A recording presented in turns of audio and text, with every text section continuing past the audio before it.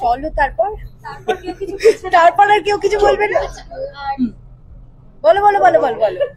ঠিক সন্ধ্যা নামার আগে আজকের পোস্টার লঞ্চ হলো এবং সাথে তোমাদেরকে পেয়ে গেছি, কি বলবো এটাই যে খুব ভালো লাগছে তোমাদের সবার সাথে এখন রোজ রোজ দেখা হচ্ছে, সেটাতে সব থেকে বেশি ভালো লাগছে।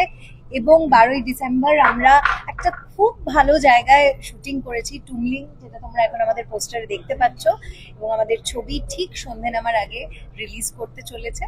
সবাইকে বলবো সবাই মিলে হই হই করে একদম বড়দিনের ছুটিতে সপরিবারে এসে আমাদের ছবি দেখো ঠিক সন্ধ্যে নামার আগে।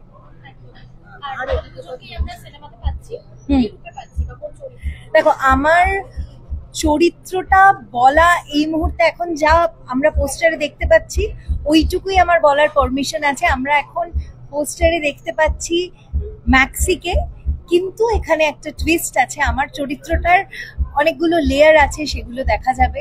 এবং এই যে ফাইনাল টুইস্টটা সেটা জানার জন্য কিন্তু অবশ্যই দেখতে হবে ঠিক সন্ধ্যে নামার আগে, কারণ আমার চরিত্রটাই বলে দেবে অনেক কিছু, এবং আমার চরিত্রটার হাত ধরেই কিন্তু পুরো এই যে মিস্ট্রি আনভেল যাকে বলে সেইটা কিন্তু করা হবে।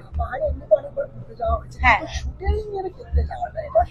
এবং সত্যি কথা বলতে এটা মানে একেবারেই শুধু বলবার জন্য নয়, টুমলিং আমার খুব প্রিয় জায়গা হয়ে গেছে এখানে যাওয়ার পরে, এবং সেটা রাজদীপটাও বোধহয় বলবে। আমরা যখন যেদিন গেছিলাম, আমরা একসাথে গেছিলাম আর কি, আমরা ট্রাভেল করছিলাম, তো তখন আমরা নিজেরাও এক্সপেক্ট করিনি যে আমরা এত সুন্দর একটা জায়গায় যাব। এবং যাওয়ার পর থেকে মানে আজকে আমি অনুভবকে খুব মিস করছি এখানে, কারণ অনুভব থাকলে হয়তো আরো অনেক কিছু বলতে পারতাম। আমরা সবাই একটা অ্যামেজিং টাইম কাটিয়েছি ওখানে। যে 7-8 দিন আমরা ছিলাম, নেটওয়ার্ক ছিল না ফোনে ঠিকই, কিন্তু আমরা সবাই এত বেশি কানেক্টেড ছিলাম।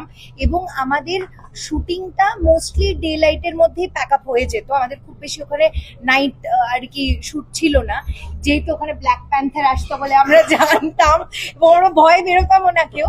কিন্তু আমরা সবাই মিলে যে স্ক্রিপ্ট নিয়ে আলোচনা বলো বা নতুন কোনো জিনিস অ্যাড অন, ধরো কালকে একটা সিন আছে, সেই সিনটা প্ল্যান করতাম আমরা র্যান্ডাম বসে, মানে কখনো গিয়ে ডিরেক্টরকে এমন জ্বালিয়েছি, তারা বলেছে যে প্লিজ এবার নিজেদের ঘরে যাও, এবার একটু ঘুমোতে দাও, আমরা তোমাদের থেকে বেশি খেটেছি। বা কোনো লুক নিয়ে হলো, আমরা প্রচন্ডই ইনভলভ হয়ে গেছিলাম। এবং ইনভলভ হওয়ার পেছনে সব থেকে বড় কারণই হচ্ছে আমাদের এই গল্প এবং জায়গা, এবং ডেফিনেটলি আমাদের পুরো কাস্ট এন্ড ক্রিউ। কারণ কেউ একদিনের জন্যও মনে করায়নি যে আমরা বাড়ির বাইরে আছি, মা বাবার থেকে দূরে আছি, বা নিজের বন্ধু বান্ধবদের থেকে দূরে আছি। ওখানে গিয়ে অনেকের সাথেই নতুন পরিচয় হয়েছে। ইনফ্যাক্ট রাজদীপদাকে আমি যাওয়ার দিনই চিনেছিলাম, কিন্তু আমাদের এত ভালো বন্ধুত্ব হয়ে গেছে যে সেটা এখনো আর কি কন্টিনিউ হচ্ছে। বাইরে থেকেও ভারতের আমাদের বাংলা সিনেমার ঐতিহ্যকে আরো মানুষের সামনে তুলে ধরার যে একটা আপ্রাণ চেষ্টা, এটা আসলে কেন চান? কারণ আমি তো বাংলার ছেলে, তো বাংলার লোকেদের হেল্প করার একটা মানসিকতা আমার আছে।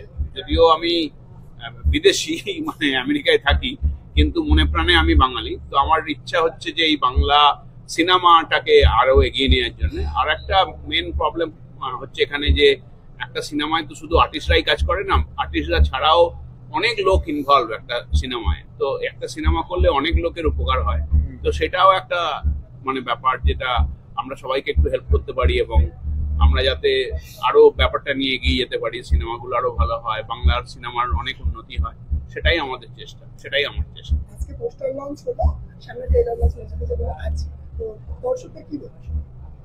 দর্শকদের দেখতেই বলবো 12 তারিখে আমাদের ছবি ঠিক সন্ধ্যে নামার আগে আসছে, আপনারা সকলে আসবেন এবং হলে এসে আনন্দ করে সবাই মিলে ছবিটা দেখবেন।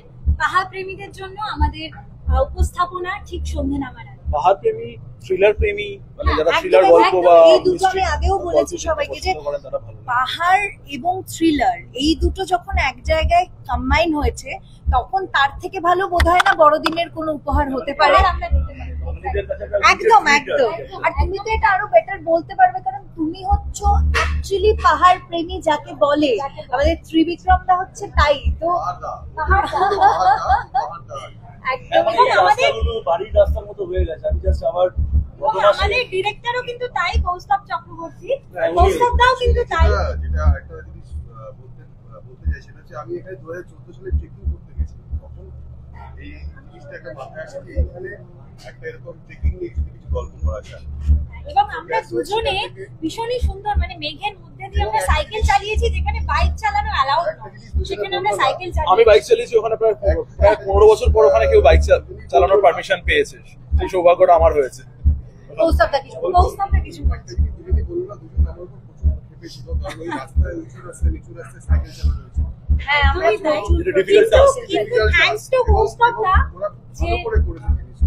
এবং থ্যাঙ্কস টু কৌস্তবদা যে এত ভালো একটা এক্সপিরিয়েন্স, আমাদের লাইফ টাইম এক্সপিরিয়েন্স বলা যায় এই ছবি। এখানে একটা জিনিস আমি ইন্ট্রোডিউস মানে বলতে চাইবো, সেটা হচ্ছে যে এরকম একটা হাই অল্টিটিউড জায়গাতে, যেটা হয়তো আপনারা নিউজে দেখেওছেন যে গত 2-1 দিন আগেও একজন মারা গেছেন ঘুরতে গিয়ে, তো সেখানে পুরো টিমটাকে এত সুন্দরভাবে কৌস্তবদা হ্যান্ডেল করেছে যেখানে কারোর কোনো রকম শারীরিক প্রবলেম হয়নি।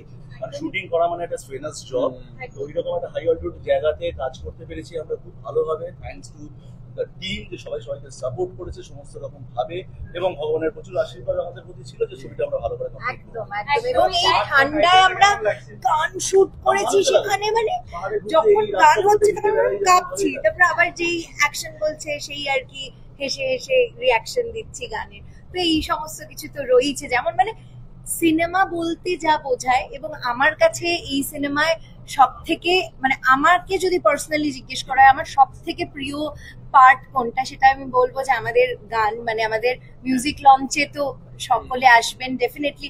সকলকে এখন থেকে আমি মানে নির্মাল্য স্যারের হয়েই আর কি বলে রাখছি, সকলে প্লিজ আসবে। আমি ওটাও অ্যাড করতাম, হ্যাঁ। মানে আমাদের সিনেমাটা তো সুন্দরই, জায়গাটা সুন্দর, অভিনয় সবাই করেছে যতটা পেরেছে, জান প্রাণ লড়িয়ে দিয়েছে, কৌস্তব ডাইরেক্ট করেছে, কিন্তু আমাদের গানগুলো যে তৈরি করেছে আমাদের মিউজিক ডিরেক্টর হচ্ছে সৌমরিত। তো আমাদের 4টে গান আছে সিনেমা, কিন্তু দুর্দান্ত, যারা গেয়েছে গানগুলো প্রচন্ড সুন্দর, মানে দারুণ ভিজুয়ালি খুবই ভালো লাগবে সকলের। এবং মানে গানগুলো প্রত্যেকের ভালো লাগবে। আমি একটা ইন্টারেস্টিং ব্যাপার বলতে চাই, যেটা দাদা হয়তো জানে না, কিন্তু সবার কথা দিয়ে বলছি। ও যেমন কথাটা বললো যে আমাদের এই ঠিক সন্ধ্যা নামার আগে যে টাইটেলটা, আমাদের শুটিং গুলো হতেও ঠিক সন্ধ্যা নামার আগে শেষ হতো, এক্স্যাক্টলি। কিন্তু একদিন এই যেহেতু মিউজিকের কথা, গানের কথা বললো, আমাদের একটা গানের শুট বাকি ছিল করার জন্য, যেটা রাত্রিবেলা হচ্ছিল, এবং সেদিনকে বৃষ্টি শুরু হয়। তারপরে আমরা ওই লোকেশন থেকে যখন হোটেলে ফিরি, সেই থ্রিলিং এক্সপিরিয়েন্সটা সবাই ফিল করি। সবাই feel বাবা, করেছে। ওইটা মানে ওইটা সাংঘাতিক ছিল। কোনোদিন ভুলবো না। মানে আমি এরকম, আমরা একটা গাড়িতে ছিলাম, লিটারালি গাড়িটা না, কারণ কিচ্ছু দেখা যায় না ওখানে, দু হাত দূরে কিছু দেখা মানে যাচ্ছে, পুরো কুয়াশা। বিকেল 6টা হয়ে যা, মানে সন্ধ্যেবেলা, সন্ধ্যে নামা মানেই ওখানে পুরো বন্ধ সবকিছু। তার মধ্যে আমরা গাড়ি করে যাচ্ছি এবং একটা জায়গায় এই যে রেলিং গুলো দেখা যাচ্ছে, যে এই রেলিং এর ওপরে আমাদের গাড়ি উঠে গেছিল, কারণ ড্রাইভার কিছু দেখতে পায়নি সামনে। লাকিলি আমাদের সাথে কোনো বিপদ হয়নি, মানে কোনো খারাপ এক্সপিরিয়েন্স আমাদের করতে হয়নি। এবং কিন্তু ওই আমরা রাস্তাতে- খুব ভালো, ওই রাস্তাতে খুব enjoy রাত্রিবেলা করেছি। ড্রাইভ হয় না। হ্যাঁ। আমি আর রাজদীপ আমরা ফিরেছি ব্যাকআপের পর, তো সুতরাং সেই রাস্তার এক্সপিরিয়েন্স একটা অন্যরকম রাজদীপের কাছে নিশ্চয়ই। মানে আমরা তখন ফিরেছি 10:30 11টা, ওই সময় রাত্রি 8টা স্টার্ট করে। ভাই আর কিছু শুনিস না, আপলোড করি একটাই জিনিস, 12 ডিসেম্বর সবাই আসবেন এবং দেখবেন।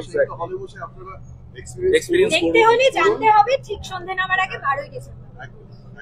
সবাই সিনেমা হলে আসুন এবং দেখুন, Thank you. এবং আমাদের সাপোর্ট করুন, বাংলা সিনেমাকে এই support করুন। সিনেমার গল্প এবং লোকেশন দুটোই একটা খুব মানে ইউএসপি এবং Thank you.